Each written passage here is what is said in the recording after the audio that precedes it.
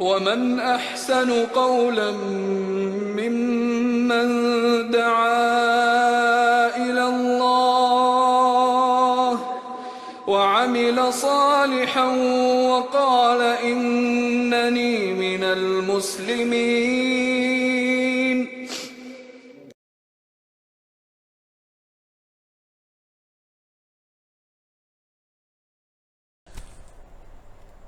السلام عليكم ورحمة الله وبركاته. إن الحمد لله نحمده ونستعينه ونستغفره ونعوذ بالله من شرور أنفسنا ومن سيئات أعمالنا. من يهده الله فلا مضل له ومن يضلل فلا هادي له، وأشهد أن لا إله إلا الله وحده لا شريك له، وأشهد أن محمدا عبده ورسوله. أما بعد. Tuan-tuan dan puan-puan, muslimi muslimat yang dirahmati Allah, syukur kita kehadrat Allah Subhanahu wa taala diberikan kepada kita kesempatan untuk kita bertemu pada malam ini. Dan terlebih dahulu saya ingin mengucapkan atau saya ingin meminta maaf atas gangguan rakaman pada malam semalam. Ada bunyi bising sepanjang perjalanan kuliah. Jadi apabila diselidik, ditengok-tengok, rupanya ada masalah pada kabel untuk nak mengecas handphone tersebut. Jadi dan memang malam semalam saya menggunakan kabel tu buat pertama kali. Jadi ternyata kabel tu ada masalah lah. Jadi insya-Allah pada malam ni suara rakaman insya-Allah lebih baik daripada semalam. Dan tuan-tuan dan puan-puan, seperti mana insya-Allah yang telah diiklankan, untuk kali ini kita akan merancang untuk melakukan satu daurah, daurah perbahasan kitab yang baharu, iaitu kitab 10 prinsip penyucian jiwa karangan Syekh Abdul Razak bin Abdul Muhsin Al-Badr, 10 qawaid fi tazkiyat an-nafs. Kitab yang dikarangkan oleh Syekh Abdul Razak, yang merupakan salah seorang di antara ulama yang dihormati dan disegani di Madinah, hafizahullah. Beliau masih lagi hidup dan beliau seorang profesor di Universiti Islam Madinah, dan beliau anak kepada ulama besar tersohor di Madinah pada masa sekarang, yang juga masih lagi hidup kedua-dua ayahanda dan anakanda. Ayahnya bernama Abdul Muhsin, Syekh Abdul Muhsin Al-Abbad, manakala si anak iaitu pengarang kitab 10 prinsip penyucian jiwa ini iaitu Syekh Abdul Razak bin Abdul Muhsin Al-Badr hafizahumallah.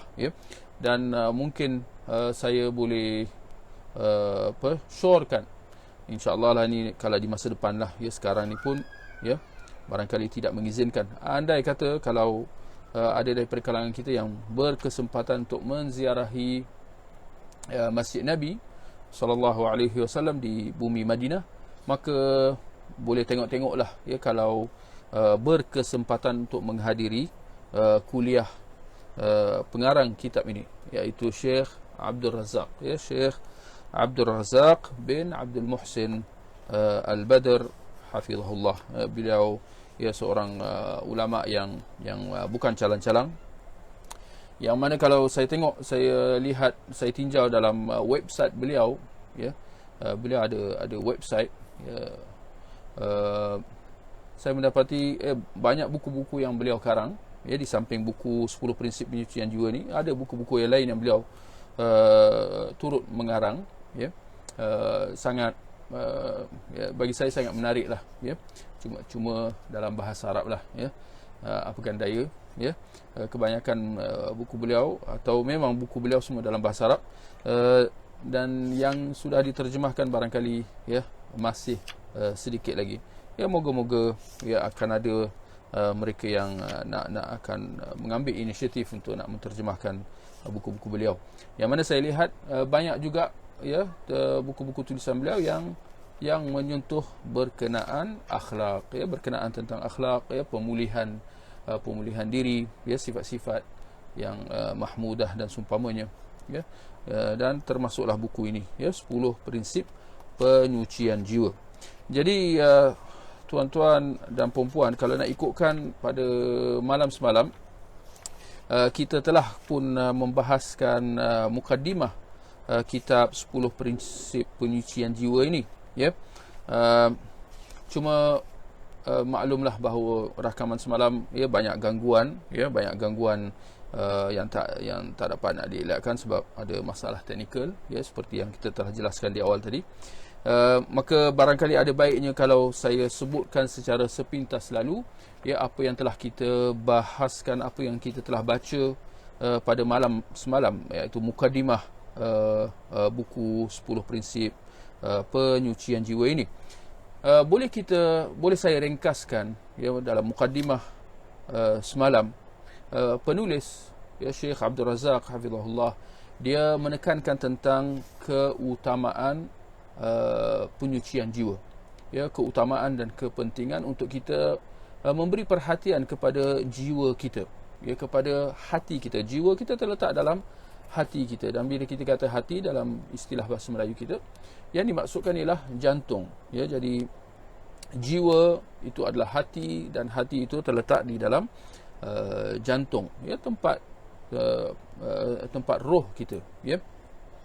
Jadi beliau, penulis hafizahullah, dia memberi penekanan, ya, bertepatan dengan hadis Nabi SAW, ala wa inna fil jasadi mudghah idza salahat salahal jasadu kulluh wa idza fasadat fasadal jasadu kulluh ala wahia al-qalb. Sesungguhnya dalam tubuh badan manusia ada segumpal daging, sekiranya ia baik maka baiklah seluruh tubuh badan itu, dan sekiranya ia buruk maka buruklah seluruh tubuh badan itu.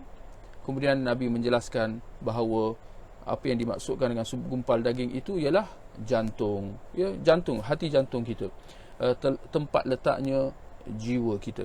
Maka Nabi SAW menjelaskan bahawa sekiranya jiwa seseorang itu baik, maka akan kebaikan jiwa itu akan terserlah, ya, akan dapat dilihat pada tutur kata kita, pada perbuatan kita, pada tindak tanduk kita, akhlak, budi pekerti kita, ya, akan terserlah pada zahir kita, ya.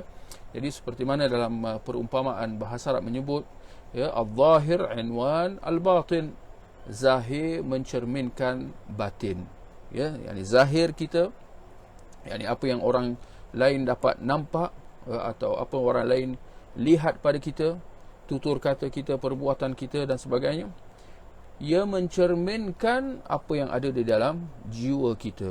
Maka sekiranya apa yang kita zahirkan, apa yang orang nampak pada kita, maka itu merupakan tanda keadaan jiwa kita. Maka sekiranya zahir, tutur kata dan perbuatan kita, apa yang orang nampak pada kita adalah baik belaka, maka itu satu petanda kuat bahawa jiwa seseorang itu pun baik, ya. Dan demikian sebaliknya, ya, sekiranya tutur kata seseorang itu, ya, tidak baik, dia mengungkapkan perkataan-perkataan yang jelek, yang buruk, ya, sumpah seranah, memaki hamun, suka mengumpat dan sebagainya, mempunyai pemikiran yang negatif, ya, suka memperkecilkan orang, suka menghina, mempersenda dan sebagainya, bersikap sombong, dia sukar untuk nak terima nasihat dan sebagainya, ya. Demikian juga tindak tanduk perbuatan dia, ya. Maka ini semua isyarat petunjuk bahawa jiwanya rosak, ya, bahawa jiwa orang tersebut rosak. Maka ini semua menunjukkan betapa pentingnya kita mengambil maklum, kita memberi perhatian yang tidak terhingga kepada jiwa kita. Dan ini yang apa yang telah kita sebutkan semalam, tetapi saya sekadar cuma nak ringkaskan pada malam ini, ya. bahawa percaya atau tidak,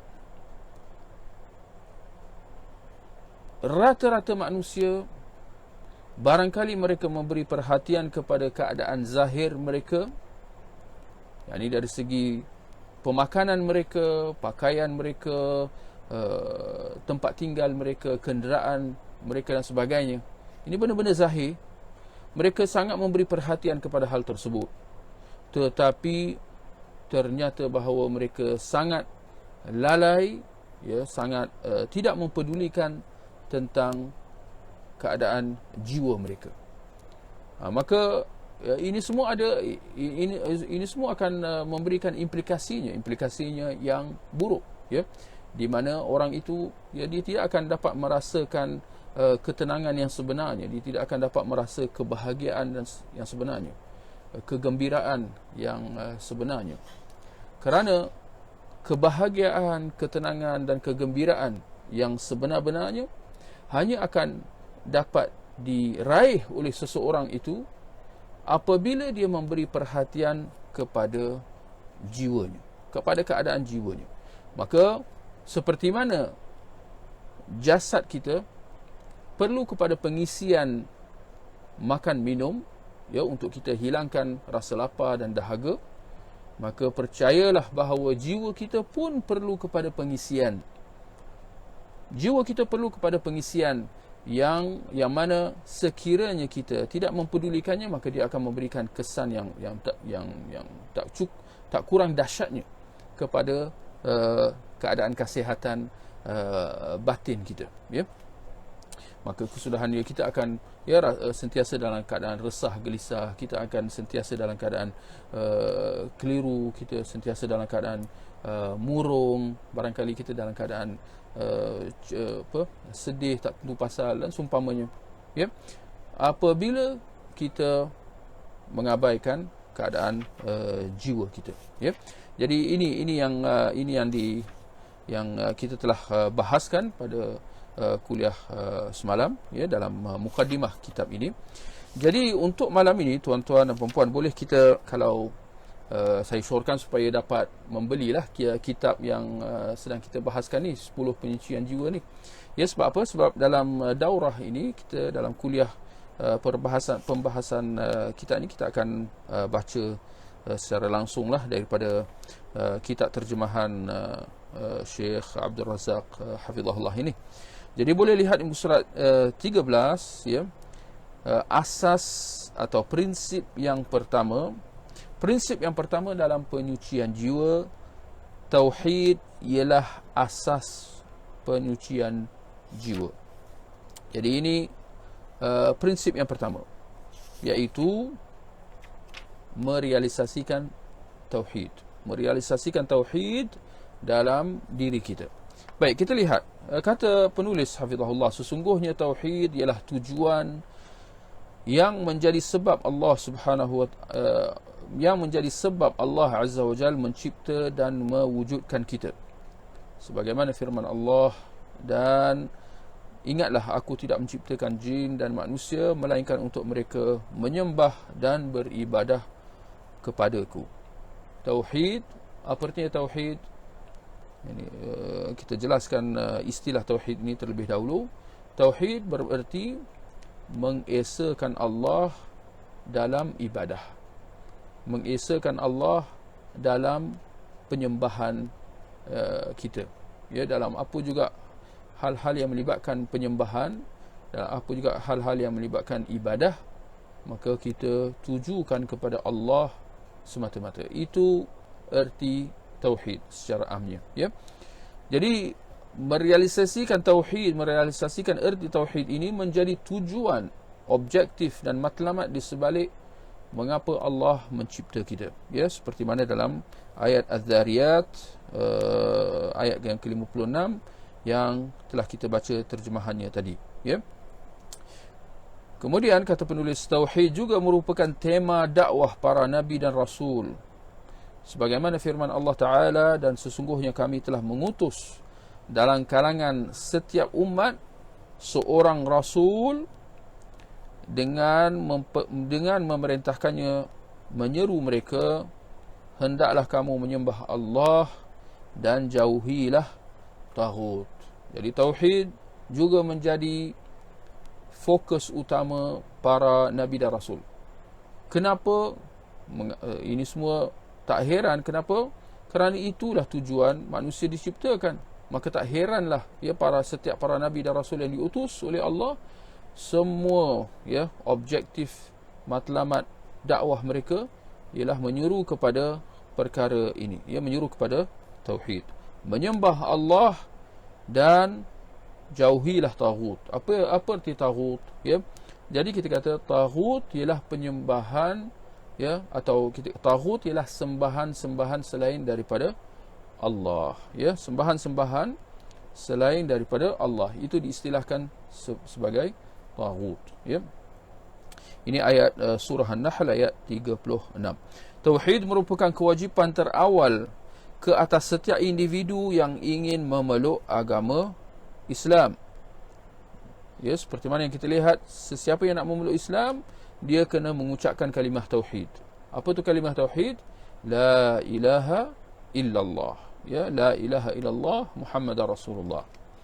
Demikian juga ia merupakan kewajipan terawal ke atas para pendakwah ke jalan Allah Azza wa Jal untuk diajar kepada orang ramai, sebagaimana sabda Nabi SAW kepada Muaz bin Jabal, semoga Allah meridai beliau, ketika beliau diutuskan ke Yaman. Nabi bersabda kepada Muaz, salah seorang pendakwah daripada kalangan sahabat yang Nabi utus ke negeri Yaman yang terletak di sebelah selatan Madinah. Nabi kata kat dia, sesungguhnya kamu akan datang kepada suatu kaum dalam kalangan atau daripada kalangan ahli kitab.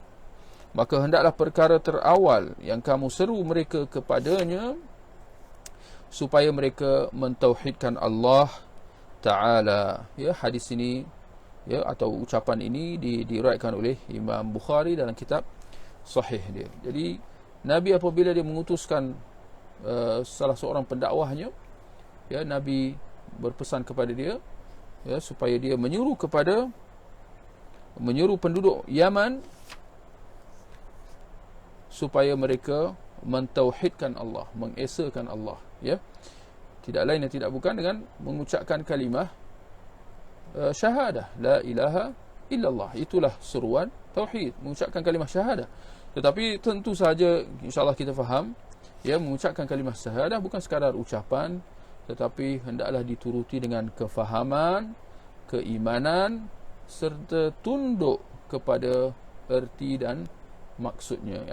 Merealisasikan kalimah tauhid la ilaha illallah itu bukan sekadar kita ucap tetapi kita buat benda-benda syirik yang lain. Ini semua tidak akan bermanfaat bagi kita.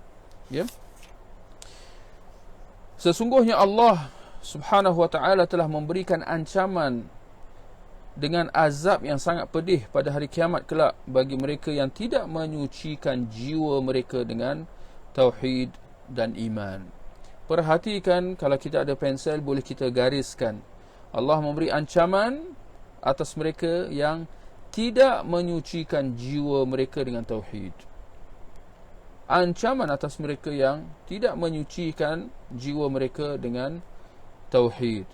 Barang siapa yang tidak menyucikan jiwanya dengan tauhid, mereka ini diancam oleh Allah Subhanahu wa taala. Dan percayalah bahawa inilah perkara pertama yang perlu diberi perhatian dalam permasalahan kita menyucikan jiwa kita. Kita kena bersihkan jiwa kita daripada hal-hal kotoran-kotoran syirik, kufur dan hal-hal khurafat, kepercayaan kepada taghut dan sebagainya. Kerana ini semua menyalahi erti tauhid. Perlu dibersihkan, perlu dikosongkan jiwa kita daripada perkara-perkara asing ini, dan dimantapkan pemahaman tauhid, kepercayaan kepada tauhid dalam jiwa kita. Jadi firman Allah Azza wa Jal, dan ingatlah kecelakaan besar bagi orang-orang yang menyekutukan Allah dengan sesuatu yang lain, iaitu orang-orang yang tidak memberi zakat. Apa artinya zakat? Bukan ternyata bukan seperti yang kita sangka. Zakat ini ada maksud umum dan khusus. Jadi yang dimaksudkan di sinilah kita kata maksud umum. Tidak memberi zakat, yakni untuk membersihkan jiwa dan harta bendanya. Dan mereka pula kufur, ingkar akan adanya hari akhirat. Ya. Jadi Allah kata kecelakaan atas orang yang tidak memberi zakat. Tidak memberi zakat di sini maknanya tidak menyucikan, tidak membersihkan jiwa dan harta. Dan ada kaitan di situ antara penyucian jiwa dengan kita kita membayar zakat. Ya. Ada kaitan antara kita menyucikan jiwa dengan kita membayar zakat. Kedua-duanya termasuk dalam erti zakat. Barangkali apa yang kita selama ini kita faham bila sebut zakat maknanya kita bayar zakat. Kita keluarkan harta kita, ya, dan kita serahkan kepada asnaf dan seumpamanya. Itu zakat. Tetapi nak kata bahawa zakat itu secara amnya dari segi bahasa maknanya penyucian. Ya, penyucian. Jadi menyucikan jiwa pun dinamakan zakat. Penyucian jiwa juga diistilahkan sebagai zakat. Seperti mana membayar zakat itu memang zakat lah. Tetapi apa kaitan antara penyucian jiwa dengan kita mengeluarkan zakat? Dari sudut kenapa kedua-duanya diistilahkan sebagai zakat? Kerana kedua-duanya adalah penyucian. Kalau kita sucikan jiwa kita, itu jelaslah kita zakat. Kita boleh saya gunakan istilah menzakatkan jiwa kita. Ini menyucikan jiwa kita. Maka demikian juga dalam harta kita. Bila kita bayar zakat, ya, bila kita keluarkan nisbah yang tertentu daripada harta yang tertentu dan kita serahkan kepada asnaf, golongan-golongan yang tertentu, maka di situ sebenarnya kita membersihkan, menyucikan harta kita daripada harta-harta yang Allah telah tetapkan untuk asnaf, ya. Yang mana kalau kita tidak keluarkan nisbah tersebut, ya, maka harta kita itu tidak bersih, ya. Maknanya kita telah berlaku zalim di situ kerana tidak membayar zakat, ya. Jadi dari sudut itu, ya, kedua-duanya jiwa dan harta diistilahkan dengan istilah menyucikan. Ya, menyucikan jiwa seperti mana menyucikan harta atau zakat. Ibn Taymiyah, semoga Allah merahmati beliau, berkata ketika mentafsirkan ayat ini, iaitu zakat ialah tauhid dan keimanan yang menyucikan hati. Ini macam mana kita memberi zakat, yakni kita membersihkan jiwa kita. Bagaimana kita membersihkan jiwa kita? Kita kata bermula dengan tauhid. Bermula dengan tauhid, ya, serta iman. Kerana ia merangkumi penafian sembahan selain al-haq, selain Tuhan yang benar iaitu Allah daripada hati, dan penetapan sembahan al-haq yang benar dalam hati, atau kita kata dalam jiwa. Hati di sini kita kata boleh juga kita gunakan istilah jiwa supaya kita fahamlah, ya, supaya nampak kaitan. Inilah hakikat la ilaha illallah, dan inilah asas utama penyucian jiwa. Jadi ini perkataan daripada Syekhul Islam Ibn Taymiyah, ya, seorang ulama besar yang hidup sekitar tahun 700 Hijrah, ya. Ibn Al-Qayyim, semoga Allah merahmati beliau, berkata, Ibn Al-Qayyim dia anak murid kepada Ibn Taymiyah. Dia berkata, Ibn Al-Qayyim berkata, majoriti mufassirin, ahli tafsir dalam kalangan salaf dan yang datang selepas mereka mengatakan zakat ialah tauhid, iaitu penyaksian bahawa tiada ilah, tiada sembahan yang berhak disembah. Itu kita boleh padamkan, ya, kerana kita sering tegaskan kalimah la ilaha illallah dari sudut terjemahan. La ilaha illallah dari segi terjemahan ialah tiada sembahan melainkan Allah, atau tiada sembahan kecuali Allah. Adapun tambahan perkataan yang berhak disembah itu kita kata pentafsiran atau syarah, bukan terjemahan, ya. Jadi mereka menjelaskan zakat ialah tauhid, iaitu penyaksian bahawa tiada sembahan melainkan Allah, dan iman yang menyucikan hati, dan ia merupakan asas bagi setiap proses penyucian dan pembangunan hati. Lihat, ada poin-poin penting di situ, atau boleh kita kata ada 2 poin penting yang boleh kita ambil perhatian, ya. Pertama, penjelasan para ulama tafsir, ya, tentang maksud ayat yang kita baca tadi, ya. Ayat dalam, ya, surah Fussilat ayat 6 hingga 7 yang kita baca di muka surat 16 tadi, ya. Pertama, mereka tegaskan bahawa maksud zakat di sini, maksud penyucian di sini ialah tauhid. Ini iaitu menyaksikan bahawa tiada sembahan kecuali Allah, atau ucapan la ilaha illallah. Itu poin yang pertama. Yang kedua, dan ia merupakan asas, iaitu kalimah tauhid la ilaha illallah merupakan asas bagi setiap proses penyucian dan pembangunan hati. Maknanya, selagi mana kita tidak bersihkan jiwa kita dengan kalimah tauhid la ilaha illallah, yakinlah bahawa selagi itulah jiwa kita akan terus kotor. Walaupun seorang itu dia ada akhlak, ya, dari segi muamalah dia lemah lembut, dia suka tolong orang dan sebagainya, tetapi kalau dari segi asas tauhid itu tidak ada dalam jiwa seseorang, maka hatinya akan terus kekal kotor, ya, hatinya akan terus kekal kotor, ya. Kerana apa? Kerana tauhid merupakan asas bagi setiap proses penyucian dan pembangunan hati. Kita nak bangunkan hati kita, kita nak memperkasakan jiwa kita supaya menjadi teguh, supaya menjadi kuat, supaya menjadi hebat, ya. Sebagaimana tauhid merupakan prinsip utama penyucian jiwa, syirik pula merupakan perkara yang sangat dahsyat menodai jiwa serta menghancurkannya.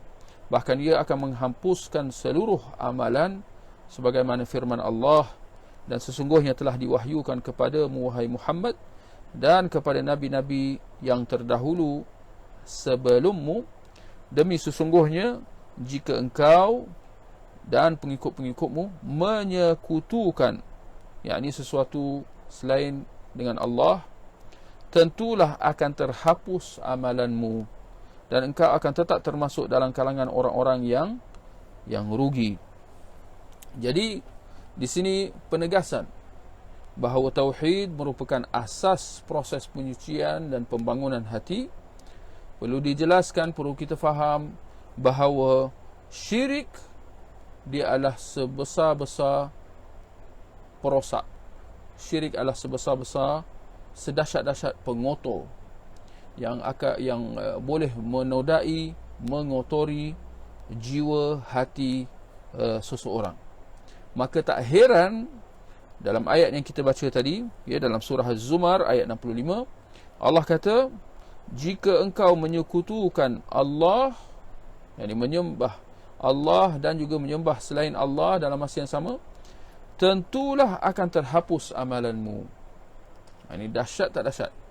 Bukan sahaja jiwa kita jadi kotor, ya, bahkan kesannya tidak berhenti di situ, bahkan dia akan sampai membatalkan amal ibadah kita.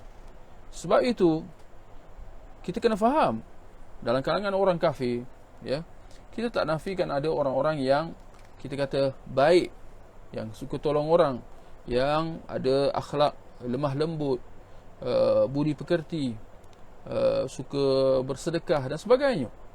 Yang kadang-kadang sebahagian daripada orang Islam kita kadang-kadang sampai memuji melangit terhadap mereka. Tetapi sedar tak sedar, ini hakikat bahawa selagi kalau seseorang itu terjebak dalam kekufuran dan kesyirikan, dari sekecil-kecilnya apatah lagi sehingga sebesar-besarnya. Dan seperti mana yang kita lihat dalam kalangan orang kafir, ya, kita kata orang-orang kafir memang tidak ada mereka tidak merealisasikan tauhid sama sekali. Kita kena faham bahawa apa juga kebaikan yang mereka lakukan, ketika mana mereka terjebak dalam syirik dan kufur, apa juga amal ibadah yang mereka lakukan itu, ya, tidak diterima oleh Allah, ya, dan tidak layak untuk diberikan ganjaran pahala. Kenapa? Kerana asas tauhid itu tidak ada dalam jiwa mereka. Asas iman itu tidak ada dalam jiwa mereka.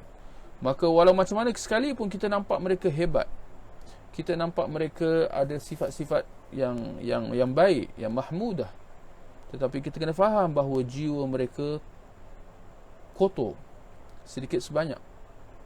Bahkan kita kata jiwa mereka tetap dipenuhi dengan kekotoran. Kenapa? Kerana tidak ada kekotoran yang lebih dahsyat daripada syirik dan kufur. Jadi ini perkara ni kita kena tanamkan, kita kena faham dengan sebetul-betulnya. Kerana permasalahan akidah, permasalahan tauhid, permasalahan syirik, ini bukan perkara yang boleh kita ambil mudah, ya, kerana kesannya sangat dahsyat. Syirik merupakan dosa yang tidak akan diampunkan oleh Allah Azza wa Jalla selama-lamanya bagi sesiapa yang mati di atasnya. Sebagaimana firman Allah Ta'ala, sesungguhnya Allah tidak akan mengampunkan dosa syirik, menyekutukannya dengan sesuatu apa jua, dan dia akan mengampunkan dosa yang lain selain itu bagi sesiapa yang dikehendakinya. Ya, surah An-Nisa ayat 48. Yang ini nak menjelaskan di sini betapa dahsyatnya syirik, betapa bahayanya syirik, betapa kotornya, betapa syirik itu mengotori jiwa seseorang. Allah mengatakan kalau seseorang itu mati dalam kesyirikan, Allah tidak akan ampunkan dia.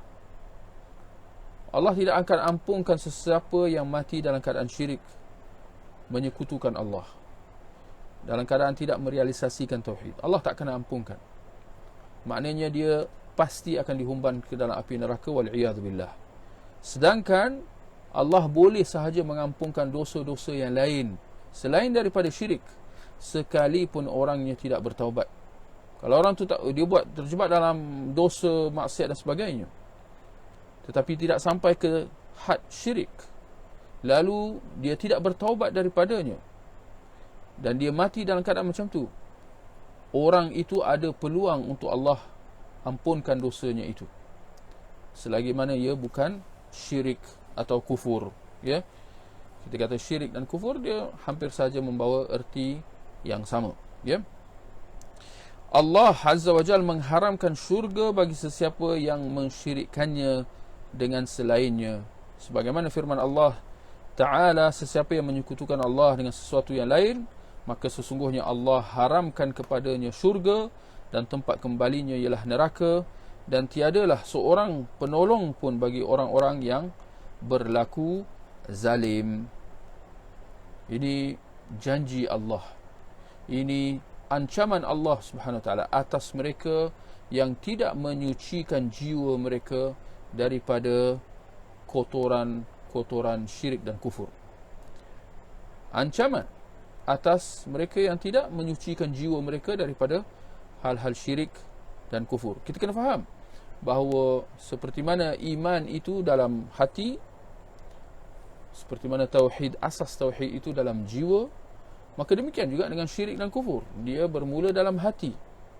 Barangkali orang itu tidak menzahirkan pada kata-kata atau perbuatan, tetapi asas atau tempat letaknya syirik dan kufur itu dalam jiwa, yang seseorang itu perlu menyucikan jiwanya daripada kotoran-kotoran syirik dan kufur itu. Kenapa? Kerana kalau dia mati dalam keadaan ada kesyirikan, ada kekufuran, kecil atau besar, apatah lagi besar, maka sesungguhnya Allah haramkan atasnya syurga. Allah haramkan atasnya syurga. Apa artinya Allah haramkan atasnya syurga? Maknanya tidak ada peluang sama sekali untuk dia masuk ke dalam syurga. Dan tempat kembalinya, maknanya di akhirat nanti, ke api neraka. Dan waktu itu tidak ada sesiapa yang dapat, tidak ada seorang penolong pun yang dapat membantu mereka. Ya, tak ada siapa yang dapat tolong. Nak tolong untuk ringankan azab mereka, atau apatah lagi nak selamatkan mereka daripada api neraka dan masukkan mereka dalam syurga. Tidak ada sesiapa yang akan dapat menolong mereka. Ya. Apabila seorang manusia telah merealisasikan tauhid, akan terhasillah penyucian yang sempurna untuknya. Dia akan mendapatkan hidayah dan keamanan yang sempurna di dunia dan di akhirat. Sebagaimana firman Allah Azza wa Jal, orang-orang yang beriman dan tidak mencampur adukkan iman mereka dengan kezaliman, iaitu syirik, maka itulah orang-orang yang mendapat keamanan dan merekalah orang-orang yang mendapat petunjuk hidayah. Surah Al-An'am ayat 82. Ayat ini menjelaskan kepada kita bahawa tauhid dan iman yang tidak dinodai, yang tidak dikotori dengan kesyirikan, ya, orang-orang inilah yang akan mendapat keamanan, ya, dan orang-orang inilah yang akan mendapat petunjuk hidayah. Tidak ada keamanan dan tidak ada petunjuk hidayah bagi sesiapa yang tidak beriman, bagi sesiapa yang tidak merealisasikan tauhid dalam jiwa dia, ya. Maknanya selagi mana kalau seseorang itu terjebak dalam syirik dan kufur, maka selagi itulah, bila kita kata, Allah kata mereka itulah orang-orang yang mendapat keamanan. Apa kata lawan bagi keamanan? Ya, kita kata keamanan yang lawan dia ialah ketakutan. Jadi selagi mana seseorang itu tidak merealisasikan tauhid dalam jiwa dia, maka selagi itulah dia, hatinya akan diselubungi ketakutan. Ketakutan dengan erti kata kecelaruan, ketidakyakinan, ya. Dia akan sentiasa rasa gundah gelana. Dia akan sentiasa dalam keadaan tak pasti betul atau tidak pegangan dia, betul atau tidak kepercayaan dia dan sebagainya, ya. Itu, ya, maksudnya di sini. Dan mereka itulah orang-orang yang, ya, orang-orang yang mendapat hidayah petunjuk ialah, ya, orang-orang yang beriman, yang tidak mencampur adukkan iman mereka dengan kezaliman, kesyirikan. Dan sebelum tu boleh kita sebut kenapa disebutkan kesyirikan sebagai satu kezaliman, ya. Kembali kepada istilah zalim itu sendiri. Apa artinya zalim? Secara amnya, kezaliman ialah meletakkan sesuatu pada bukan tempatnya. Maka lawan dia keadilan. Kezaliman, lawan dia keadilan. Apa artinya keadilan? Keadilan ialah meletakkan sesuatu pada tempatnya. Jadi kita kena betulkan fahaman kita. Jangan kita kata keadilan maknanya sama rata. Tak. Bukan itu definisi keadilan. Keadilan ialah meletakkan sesuatu pada tempatnya. Jadi kesyirikan ialah meletakkan sesuatu pada bukan tempatnya. Jadi kenapa orang yang menyekutukan Allah dikatakan berlaku zalim? Mana tidaknya kerana dia ketika mana dia sepatutnya menyembah Allah, merafakkan kesyukuran, pujian dan penghargaannya kepada Allah yang telah memberikan kepadanya segala nikmat dan kurniaan, ternyata bahawa dia memalingkan kesyukuran dan ucapan terima kasihnya kepada sembahan-sembahan selain daripada Allah. Patut tak patut?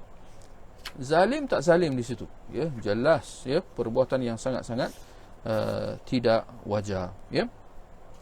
Baik, kemudian kita lihat di surat 22, tuan-tuan dan puan-puan, apabila seseorang hamba mengikhlaskan kepatuhan dan kecintaan kepada Allah, ya, mengikhlaskan kepatuhan dan kecintaan kepada Allah. Apa artinya mengikhlaskan kepatuhan dan kecintaan kepada Allah? Ini secara amnya kita sedang membahaskan tentang merealisasikan tauhid dalam jiwa kita. Maka seluruh amalannya akan ikhlas dan dikira sah. Ya. Apabila jiwa telah diisi dengan tauhid, maka hasilnya amalannya akan ikhlas. Amalan ibadah yang dimaksudkan di sini, ya, amal ibadah seorang itu akan jadi ikhlas, ya, kerana itu maksud tauhid. Ini mengesakan Allah dalam hal-hal ibadah. Ya, apabila jiwa kita sudah hubungkan jiwa kita dengan Allah, maka kesan daripadanya apa juga amal ibadah yang kita lakukan, kita akan tujukan kepada Allah. Tak mungkin orang yang sudah merealisasikan tauhid dalam jiwa dia, kemudian dia akan terjebak dalam syirik. Tak mungkin, itu takkan mustahil, tak masuk akal.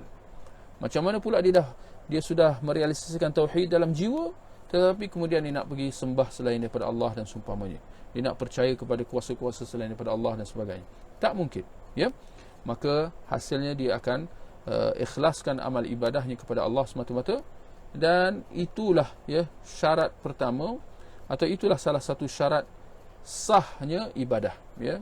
Dalam suatu ibadah secara dasarnya ada dua syarat sah ibadah. Yang pertama ialah ikhlas, dan yang kedua ialah ittiba', mengikuti contoh Nabi SAW. Baik, jiwanya pula akan menjadi suci dan baik apabila dia merealisasikan tauhid. Apabila dia memasukkan ke dalam jiwanya perkara yang merosakkan, yang berupa cacat celah kesyirikan, maka kekotoran dan pencemaran akan masuk ke dalam jiwanya bersesuaian dengan keadaan tersebut. Jadi ini kita kena faham. Inilah cabaran setiap seorang daripada kita, bahawa jiwa kita perlu dibersihkan. Ya, penyucian jiwa kita, semua daripada kita kena menjalankan proses penyucian jiwa. Ya, pada hari ini mungkin dalam situasi merebaknya penyakit COVID-19 ni, semua orang tengah sibuk nak bersihkan tempatnya daripada virus-virus, ya, nak dipanggil disinfect, ya, nak menghapuskan kuman-kuman atau menghapuskan kuman virus COVID-19 ni. Tetapi sejauh mana kita memberikan perhatian yang seperti itu, atau yang lebih tinggi lagi dalam kita menyucikan jiwa kita daripada hal-hal yang boleh menodai jiwa kita, daripada hal-hal syirik dan seumpamanya, ya. Jadi ini kita kena bermuhasabah, dan tidak dinafikan bahawa untuk kita nak merealisasikan tauhid dan kita nak menyucikan jiwa kita daripada noda-noda syirik, dia perlu kepada ilmu. Dia perlu kepada ilmu kefahaman, ya. Kemudian kata penulis, oleh itu tiada penyucian untuk jiwa melainkan dengan merealisasikan tauhid, mengesakan Allah Azza wa Jalla dalam ibadah, serta mengikhlaskan amalan untuknya, sebagaimana firman Allah Ta'ala, ingatlah hak yang wajib dipersembahkan kepada Allah ialah segala ibadat dan bawaan yang suci bersih. Ala lillahi dinul khalis, ya. Ini bagi Allah. Kalau kita nak mempersembahkan amal ibadah kita kepada Allah, maka kita tidak ada jalan kecuali mempersembahkannya dengan ikhlas, ya, secara tulus ikhlas. Allah sama sekali tidak akan menerima sesuatu ibadah yang kita panjatkan kepadanya sekiranya amal ibadah kita itu dinodai dengan hal-hal syirik, kufur, khurafat dan sebagainya, ya.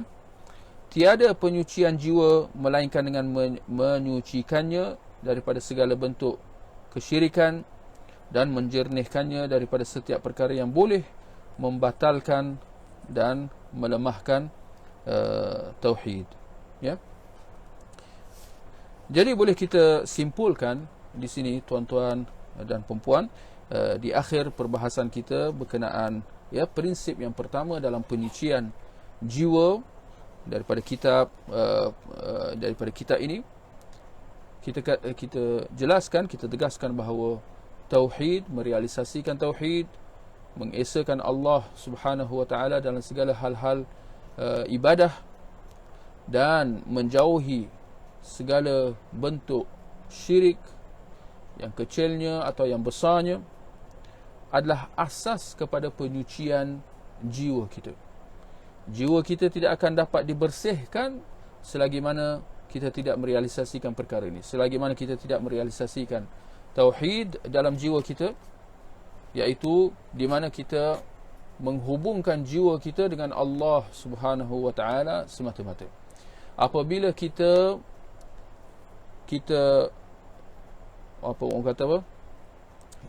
Kita ikatkan jiwa kita dengan Allah, dengan kita hanya bergantung kepada Allah, dengan kita hanya meminta daripada Allah, dengan kita hanya percaya kepada Tuhan Allah, ya, dengan kita hanya meyakini dengan kuasa Allah, ya, dengan hati kita sentiasa kembali kepada Allah. Hal-hal yang seperti ini, ya, maka waktu itu jiwa kita akan jadi suci, bersih, ya.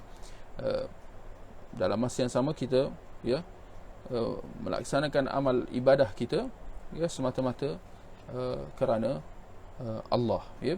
Jadi boleh kita kata, ya, penyucian jiwa itu dia bermula dalam hati kita, ya, dalam apa yang dikatakan dengan iman, ya, dalam apa yang disebut sebagai kepercayaan, akidah. Asasnya dalam jiwa kita, dalam hati kita. Kemudian dia akan dizahirkan dalam perkataan dan perbuatan kita, di mana perbuatan kita, ya, atau kata-kata kita semuanya, ya, menampakkan tauhid, menampakkan ciri-ciri orang yang beriman, ya, di mana kata-katanya, ya, sentiasa dalam keadaan mengingati Allah, ya, dengan ucapan-ucapan zikir, ya, ucapan-ucapan doa dan seumpamanya, ya, menjauhi perkataan-perkataan yang meragukan, menjauhi perkataan-perkataan yang menjurus kepada apa yang bertentangan dengan tauhid dan seumpamanya, ya. Sebagai contohnya lah, kalau kita tengok orang kafir, ya, kalau berlaku apa-apa yang mengejutkan dia akan menyebutkan Tuhan dia, ya, dia akan menyebut Jesus, contoh, ya. Ini kalau orang Kristian lah, dia akan sebut Jesus. Kenapa dia sebut macam tu? Kalau bukan kerana itulah, ya, itulah Tuhan kepercayaan dia, yang itulah dalam hati dia dan seumpamanya. Jadi berbeza dengan seorang Muslim, ya, dia hati dia seperti mana lidahnya sentiasa basah, ya, mengingati Allah Subhanahu wa taala, ya. Baik, ikhwah, tuan-tuan dan puan-puan, saya ingat itulah dia, ya, prinsip yang pertama yang dapat kita bahaskan dalam kuliah malam ni. Jadi prinsip yang pertama dalam penyucian jiwa ialah, ya, tauhid, merealisasikan tauhid, ya, mengesakan Allah Subhanahu wa taala dalam segala hal-hal ibadah dan menjauhi hal-hal syirik dan seumpamanya. Yang mana boleh saya sebutkan, ya, satu perkara di sini sebelum kita mengakhiri kuliah kita malam ni. Tak dinafikan bahawa dalam masyarakat kita, ya, perkara ini perlu diberikan perhatian. Dalam soal, ya, merealisasikan tauhid, memantapkan pemahaman tauhid, memantapkan pengisian akidah, ya, perlu kepada usaha, kerana tak dinafikan bahawa perkara ini memang, ya, ada ruang-ruang yang boleh diisi, ya, dari segi, ya, memberikan kefahaman yang benar tentang tauhid, memantapkan, ya, akidah masyarakat kepada tauhid dan seumpamanya. Ini perkara ni masih ada ruang-ruang yang perlu diisi, ya. Kekeliruan masih ada, salah faham tentang akidah masih ada, ya, hal-hal yang bertentangan dengan tauhid masih ada dalam masyarakat kita, ya. Sekalipun kalau kita bandingkan dengan keadaan dahulu, ya, mungkin dalam keadaan 30-40 tahun yang lepas, mungkin ada perubahan yang baik, tetapi ternyata bahawa, ya, kepercayaan kepada bomoh, ya, kepercayaan kepada hal-hal khurafat, kepercayaan kepada benda-benda tahyul, ya, kepercayaan kepada jin, syaitan, hantu dengan segala macamnya. Ada satu senarai panjang nama-nama hantu dalam masyarakat kita, yang mana kita kena faham bahawa ini semua bertentangan dengan tauhid, ya. Apabila hati kita sentiasa ingat kepada benda-benda tahyul macam ni, kalau nak keluar malam je takut semacam, nak lalu kubur je takut semacam. Kalau dia takut Allah, bagus, tetapi ternyata dia takut kepada makhluk halus dan sebagainya. Sedangkan dalam hal dia nak bermaksiat kepada Allah, dia tak takut pula. Jadi ini jelas ada benda yang tak kena di sini dalam masyarakat kita, ya. Ada pula saya tengok dalam media sosial, adalah kelompok-kelompok yang tertentu yang apa, yang dibuat program untuk nak menjejaki makhluk halus. Dibuat rakaman di waktu malam lah, kononnya dia nak menjejaki hantu ini, hantu tu dan sebagainya. Jadi jelas ini semua kekeliruan yang masih ada dalam masyarakat kita, yang perlu kepada penjelasan, penjernihan, perlu kepada pembetulan dan seumpamanya. Baik, ikhwah,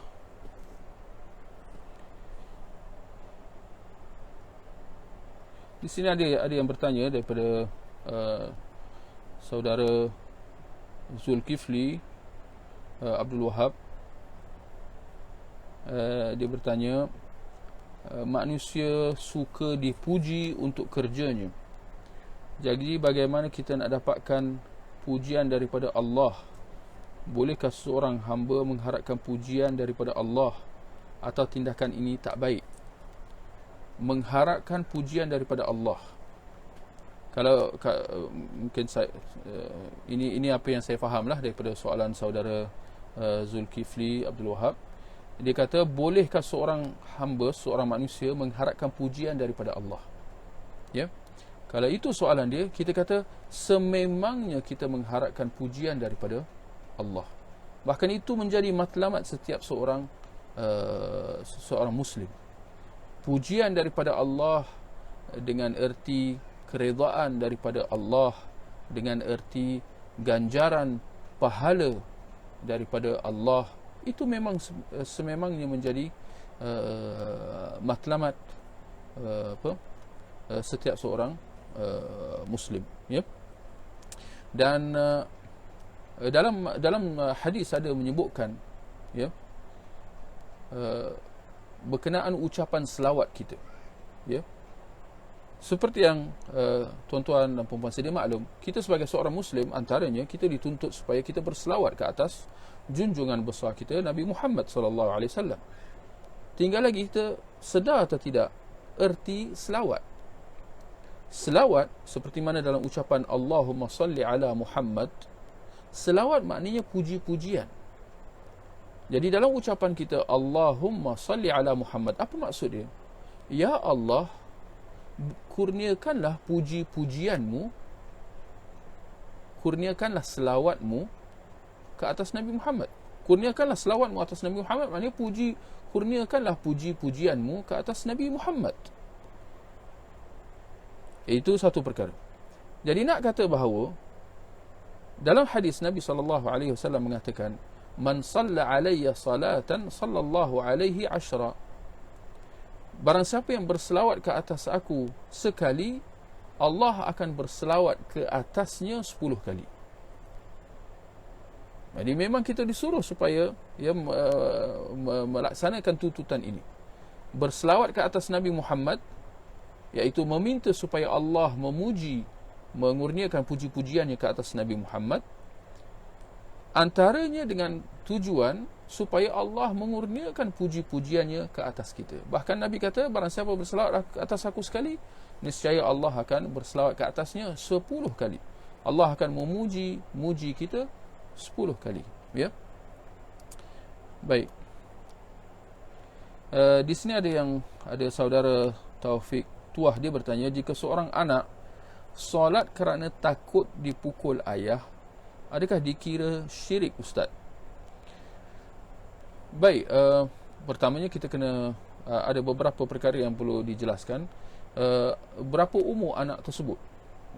Berapa umur anak tersebut? Sekiranya anak itu, orang kata apa, belum baligh, maknanya umur maksimum baligh ialah 15 tahun. Kalau dah sampai umur 15 tahun, confirm baligh. Tapi kalau dia masih kurang bawah 15 tahun dan belum lagi ada tanda-tanda dia dah baligh, maknanya dengan kata lain dia belum baligh lagi lah. Kalau anak yang belum baligh, maka dia secara dasarnya kita kata tidak ada dosa pahala bagi dia. Jadi tak adalah isu dia terjebak dalam syirik atau tidak dan sebagainya, kerana dia belum baligh dan dia kiranya dia punya buku catatan amal dia masih bersih lagi, ya. Jadi tak ada timbul isu dia terjebak dalam syirik atau tidak. Itu yang pertama. Yang kedua, kita kena faham apakah ketakutan, apakah jenis-jenis ketakutan, dan adakah takut seorang anak yang takut kepada bapanya dikira itu satu bentuk syirik. Kita kata tidak. Syirik atau kita kata rasa takut itu ada beberapa pecahan dia, ya, seperti mana yang dijelaskan oleh para ulama, ya. Kalau seorang itu takut dengan binatang buas, itu kita kata takut semula jadi atau takut fitrah yang ada dalam setiap seorang manusia secara amnya. Tinggal lagi banyak atau sikit je rasa takut tu, ya. Jadi demikian juga kalau anak yang takut kepada bapa, itu satu yang perkara lumrah, ya, itu semula jadi. Setiap anak, rata-rata anak semua macam tu, ya. Maka adakah mereka semua ni rata-rata terjebak dalam syirik? Jawapannya taklah. Ini ada kekeliruan lah di situ.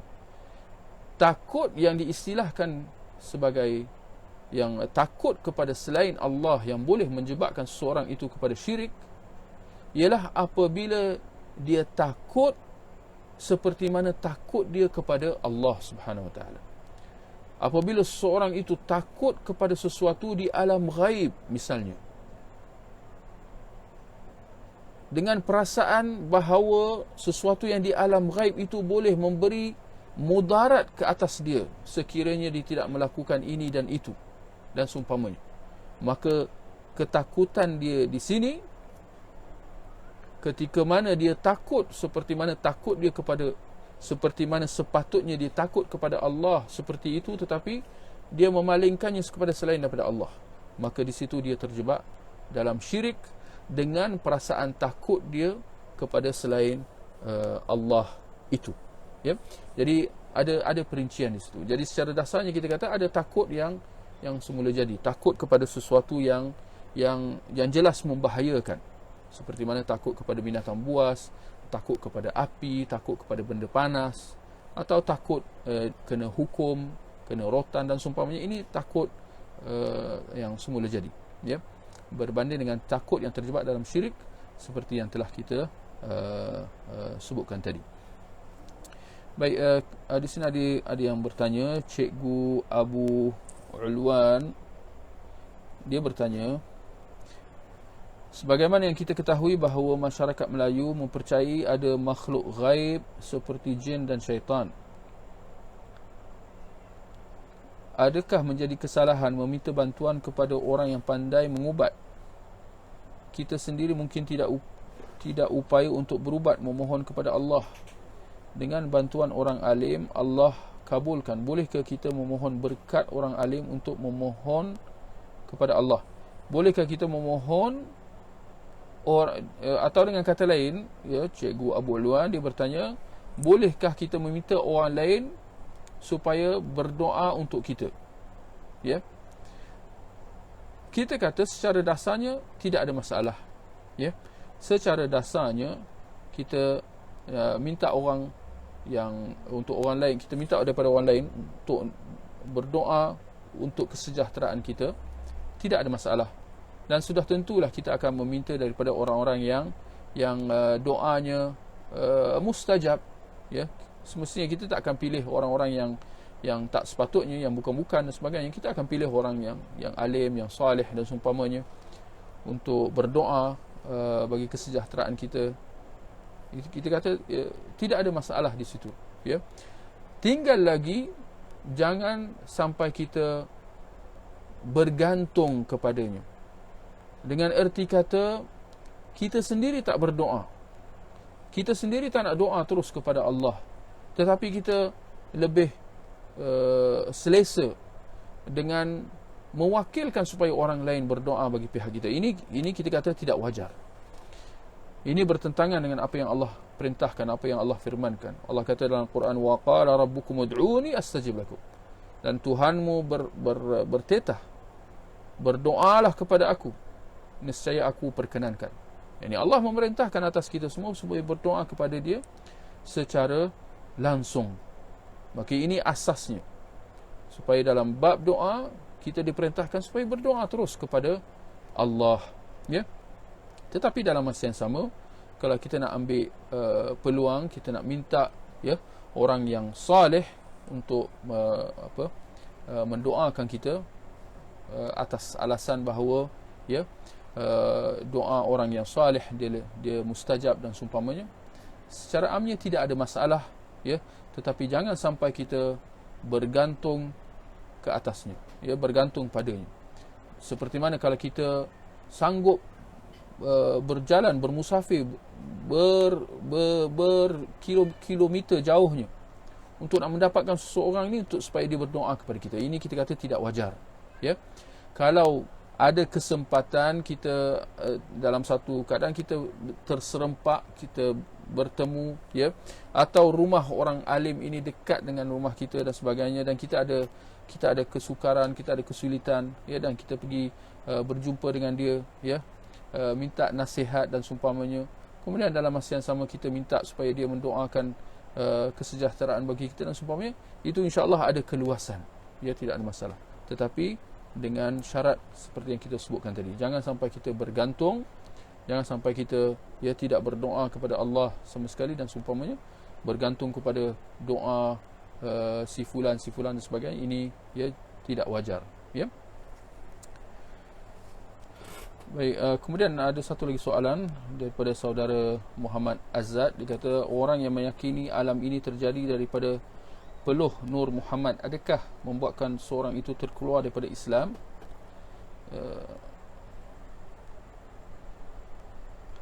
Tidak dinafikan bahawa ini kepercayaan yang batil, ya. Meyakini alam ini terjadi daripada peluh Nur Muhammad, ini kepercayaan yang batil. Batil ingat arti kata tidak ada asasnya yang benar, ya, dalam nas, dalam Al-Quran atau hadis. Tinggal lagi, adakah orang itu terkeluar daripada Islam, ya. Di sini kita kata kita kena berhati-hati dalam soal kita nak menghukum kafir atas seseorang itu, ya, persoalan yang tidak boleh kita ambil mudah. Jadi kita bezakan antara orang alim, ini orang yang ada ilmu, yang mengungkapkan atau yang percaya kepada hal-hal seperti ini, dengan masyarakat awam, ya.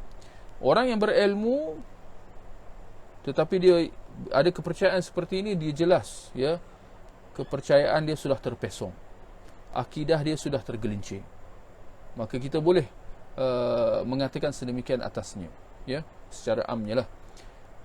Berbeza dengan orang-orang awam, masyarakat awam. Masyarakat awam berbeza kerana masyarakat awam disinonim dengan kejahilan, ya. Maka, ya, mereka ini perlu diberikan kefahaman, ya, sebelum kita nak mengambil langkah seterusnya dan seumpamanya, ya. Jadi kena bezakanlah antara dua kelompok manusia itu, yang berilmu dan yang tidak ada ilmu, ya. Baik, ikhwah, tuan-tuan dan puan-puan, saya ingat sampai di situ saja untuk kita pada malam ni, ya. Kita akhiri dengan tasbih kafarah, subhanakallahumma wa bihamdik, asyhadu an la ilaha illa anta, astaghfiruka wa atubu ilaik. Sallallahu ala nabiyyina Muhammad wa ala alihi wa sahbihi ajma'in. Wassalamu alaikum warahmatullahi wabarakatuh.